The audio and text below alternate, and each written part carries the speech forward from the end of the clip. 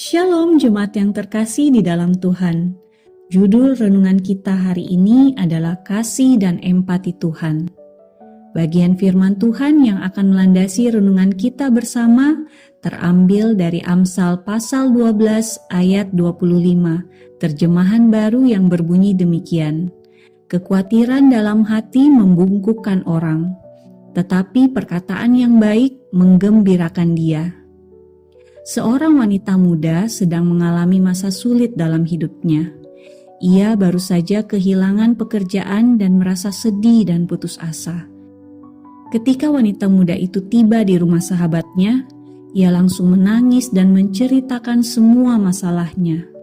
Sahabatnya mendengarkan dengan sabar dan empati, tanpa menyela atau memberikan saran. Setelah dia selesai mencurahkan seluruh isi hatinya, sahabatnya memeluknya dan berkata, "Aku ada di sini untukmu.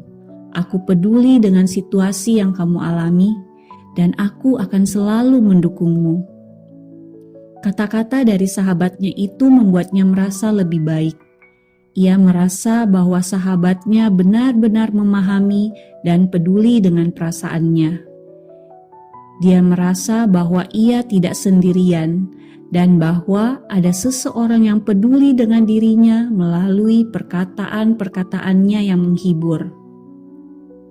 "Aku tahu kamu sedang mengalami masa sulit, tapi aku percaya kamu bisa melewatinya.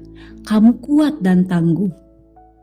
Kata-kata sahabatnya membuatnya merasa lebih percaya diri dan memiliki harapan untuk masa depan. Wanita itu menyadari bahwa kata-kata yang baik dan empati bisa membuat perbedaan besar dalam hidup seseorang. Ia berterima kasih kepada sahabatnya karena telah menjadi sumber dukungan dan kekuatan baginya.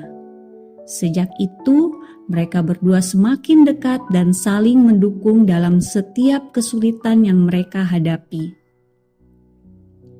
Mereka belajar bahwa empati dan kata-kata yang baik bisa menjadi obat yang manjur untuk menyembuhkan luka hati. Empati. Saat ini banyak orang yang membutuhkan empati. Namun, seberapa banyak orang yang dapat memberikan empati tersebut kepada sesamanya?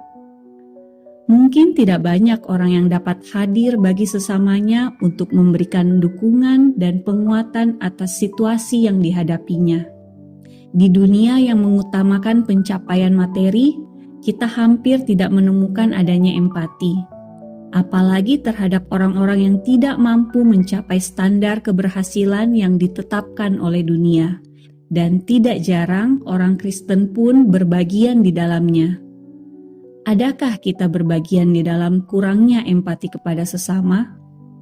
Bapak, Ibu, Saudara-saudari, tahukah kita bahwa tujuan hidup kita adalah untuk menyerupai Tuhan kita Yesus Kristus? Oleh sebab itu, kita dipanggil untuk menyatakan empati kepada dunia yang selalu membutuhkannya. Yesus berkata, "Marilah kepadaku semua yang letih, lesu, dan berbeban berat. Aku akan memberikan kelegaan kepadamu." Ini adalah sebuah ajakan yang dilandaskan pada kasih yang merupakan natur dari Allah itu sendiri. Dan kita menerjemahkannya sebagai empati kepada orang-orang yang kelelahan dalam hidupnya. Baik kelelahan karena berusaha untuk memenuhi standar keberhasilan yang ditentukan oleh dunia ini, maupun kelelahan secara rohani karena tuntutan-tuntutan yang diberikan oleh pemuka agama mereka yang tidak didasarkan oleh kebenaran firman Tuhan. Kita dipanggil untuk menyatakan empati kepada mereka. Namun, tidak dapat kita pungkiri bahwa sebagian dari kita pun bergumul untuk menyatakan empati kepada sesama kita. Banyak hal yang membuat kita bergumul untuk menyatakannya. Salah satu alasannya adalah kita tidak pernah merasakan empati yang ditunjukkan oleh Tuhan Yesus. Kita tidak pernah merasakannya bukan karena Tuhan tidak pernah menunjukkannya, tetapi karena kita yang tidak peka terhadap empati yang berasal dari Tuhan.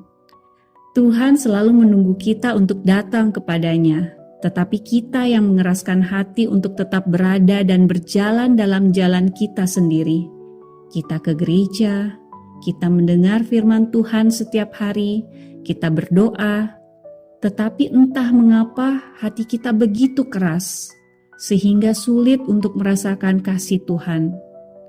Ini adalah sebuah tanda di mana kita sungguh-sungguh membutuhkan anugerah Tuhan dalam hidup kita.